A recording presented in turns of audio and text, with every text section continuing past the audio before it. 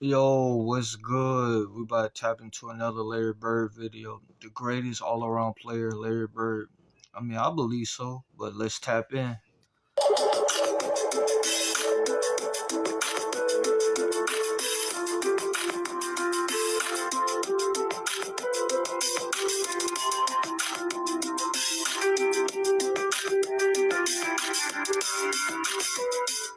The greatest all-around player of all time.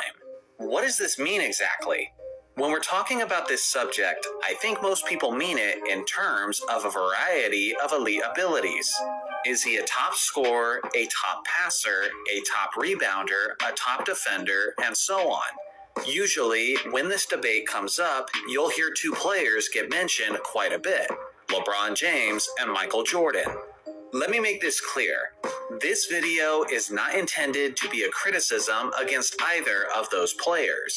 Both Jordan and LeBron are immensely talented in a variety of ways, and each of those players have a legitimate argument for that title. But the thing is, I think Larry Bird's case is just as strong. But for some reason, he's almost never given that same level of recognition on this particular topic.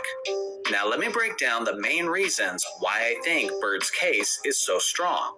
For one, Larry Bird has no weaknesses in his game. Think about how rare that actually is. I mean, he really don't. I mean, if you really think about it, like I mean, he could shoot threes, he could shoot the mid range. I mean, he could pass. You know what I mean? He could rebound. He could even play defense. You know what I mean? I mean, what could he do? You know what I mean? That's what I'm saying. Like he could. I mean, he wasn't really that athletic, but I mean, he could dunk. I mean, you know what I mean? But I mean, look at Luca. You know what I mean? He's not real athletic, but he's still dominating in the game. You know what I mean? So you know what I mean? Like he was that good for real. You know what I mean? I really don't see no weakness in what Bird really got for real. Even when considering some of the GOAT candidates, it can be argued that Michael Jordan's weakness was his three-point shooting, especially earlier in his career. LeBron James is a below-average free throw shooter. Magic Johnson wasn't a great defensive player. Wilt Chamberlain and Shaquille O'Neal were terrible free throw shooters. In several seasons, Kobe Bryant wasn't very efficient from the field, and Bill Russell was a very limited scorer. On the other hand, Larry Bird was an elite scorer overall. He was tremendously efficient from the field, from three-point range, and from the free throw line. He was an elite rebounder, especially considering his position. He was an elite passer, he was a clutch performer, and he was an NBA All-Defender. Yeah, like that's what I'm saying. Like he was clutch. He was an all NBA defender. See, I didn't even know all that. You know what I mean? Like that's what I'm saying. Like I mean, and Bird was efficient. You know what I mean? And he won championships in a short period of time in his career. Like just imagine if that man didn't get hurt. You know what I mean? Like man, come on, man. This man probably would have won probably 7, 8 more championships. Probably. You know what I mean? Like you know what I mean, like the landscape of the league will have changed. I believe he already swept Jordan early on in his career. You know what I mean, but people they forget about that. You know what I mean, but Bird Bird would have most definitely gave Jordan a run for his money in the '90s. You know what I mean, like for real. Like you know what I mean. Like, nobody even talks about that. They just, oh my God, Jordan. I mean, Jordan is great, but I would have loved to see if Bird didn't get hurt, the limb bias, man. Come on, man. The landscape of the league would have changed it at that point. They would have gave Jordan a run for his money for real. I challenge you to find one thing that Larry Bird wasn't good at. The other major reason is Larry was arguably a top 10 player of all time in several major categories. First off, scoring. When you consider the greatest scorers in NBA history and factor in a player's scoring efficiency, Larry Bird simply has to be in that conversation. He had a career scoring average of 24.3, which is only slightly behind the career scoring average of Kobe Bryant. He also has the second most 50-40-90 seasons in NBA history, trailing only Steve Nash. And Nash was never the 25 to 30 points per game player that Bird usually was. Over a 5-year stretch, from 1985 to 1989, Larry Bird averaged 28 points on 50-40-90 percentages. That level of sustained scoring efficiency is basically unmatched by the rest. That's what I'm saying. Like, and he knew his spots, and he shot out at a high efficiency. You know what I mean? And he did that. You know what I mean? He did that in a short period of time. Like, man, come on, man. You don't think that man could have dominated the '90s? Come on, man. You asleep if you don't think so, man. I believe so. Come on, man. I know. In the comments, y'all gotta see where I'm coming from. You feel what I'm saying? Of NBA history. So again, he's arguably a top 10 scorer of all time. He's also arguably a top 10 rebounder in NBA history when you consider the position he played.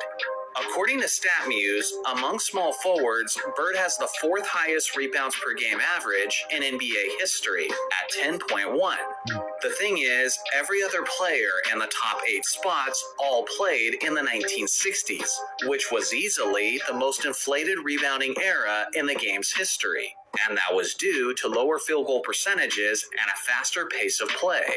The closest small forward to Larry Bird in rebounds per game who didn't play in the 1960s was Shawn Marion, who wasn't even close to Larry's numbers. He was able to accomplish this thanks to his 6'9" frame, thanks to his all-out play style, and because of his intelligence on the court. In clutch situations, he dominated the boards to an even greater extent. For goodness sake, in the 1984 NBA Finals, Bird averaged 14 rebounds per game over the course of the series, compared to the Lakers' Kareem Abdul-Jabbar, who averaged 8.1. In the 1981 Finals, Bird averaged 15.3 rebounds, going toe-to-toe with the legendary rebounder Moses Malone. When you consider the era and the position he played, Bird is not only a top 10 scorer of all time, but he's also a potential top 10 rebounder of all time. Then you have Bird as a passer. Dang, that's crazy. That man was a top ten rebounder, man. Like, that's what I'm saying. See, people don't even talk about that. That's crazy. He had creativity and court vision that was very nearly on the level of the great Magic Johnson. At times, it looked as if Bird had eyes in the back of his head with some of the passes he was making. Among small forwards, Larry has the second highest assists per game average of all time, ahead of Scottie Pippen and trailing only LeBron James. But unlike LeBron James and Scottie Pippen, Bird's assists per game average actually increased in the postseason. When I recently did a video on the top 10 passers of all time, I had Bird as an honorable mention. And good lord, that created a whole bunch of backlash in the comments section. For me, he's in the 11 to 13 range. But at the very least, we can all agree that he's arguably a top 10 passer. Beyond that, there's three-point shooting. Bird is tied for the most three-point contest victories in NBA history with a total of 3, which he won in consecutive seasons. In the 1980s, he was regularly among the league leaders in both three-point percentage and in three-pointers attempted. He has every kind of three-point shot in his arsenal, as he could hit them while off balance, he could pull up in transition, and he could catch and shoot. Throw in the fact that he was one of the most clutch three-point shooters to ever live, and yeah, at the very least, Bird has an argument for being a top 10 three-point shooter. So to recap, he's arguably a top 10 scorer all time, a top 10 rebounder, a top 10 passer, and a top 10 three-point shooter. Now, Bird is not a top 10 defensive player, but without a doubt in my mind, he's an extremely underrated defensive player. That's what I'm saying. Like, he was a very underrated defender. Like, he could play defense. You know what I mean? He can. You know what I mean? So you know what I mean. You can pipe down with that. You know what I mean? Like, pipe down. Like, pipe down. Like, little ass boy. Like, pipe down. I mean, cause you was saying a little bit of facts, and then I feel like the cap was like extremely. You're like, oh, Bird couldn't play defense, and nah, man, he could play defense. Like, what the hell are you talking about? One thing he was known for was always giving his best energy and effort on the defensive end.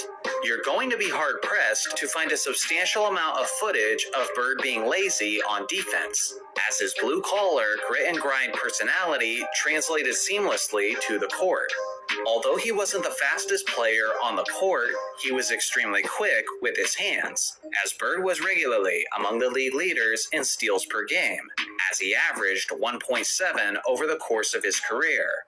He was also an above-average shot blocker for his position, as he averaged 0.84 over the course of his career, which is actually a higher blocks per game average than proven defensive small forwards like LeBron James and Kawhi Leonard.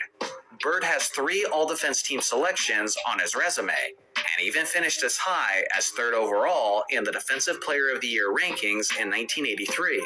If it wasn't for his humility, he would likely be the NBA's record holder for the most steals in a single game, seeing how he got a total of 9 in only 3 quarters against the Utah Jazz in 1985. That man almost had a quadruple double, man. That's crazy, bro. 30 points, 12 rebounds, 10 assists, 9 steals, 13 for 22 field goal, in 33 minutes. Dang. You know, man, that man damn near almost had a quadruple double. God damn. Despite sitting out the 4th, Bird was just 1 steal shy of the illustrious quadruple-double. I promise, I'm not trying to convince you that he was basically Dennis Rodman on the defensive end. But at the very least, Bird was an elite defensive player who usually isn't recognized as such by modern fans. Again, to sum this all up, Larry Legend had basically no weakness in his game, while being top tier in many different aspects of the game. This is why I believe he has a formidable case for being the most complete basketball player in NBA history. There are some other candidates that I would consider as well. Guys like Michael Jordan, LeBron James, Kevin Durant, and Hakeem Olajuwon. But at the end of the day, when all things are considered, Bird might just be my ultimate choice. So what do you guys think? Who's the most complete basketball player of all time? I look forward to hearing your thoughts. Yeah, I mean Bird, he was an all around player. You know what I mean? I can't disagree with those other choices he made, but Bird had an all around game about him. You know what I mean? But like, comment, subscribe, share the video. Let me know in the comments what y'all think, and I'm out.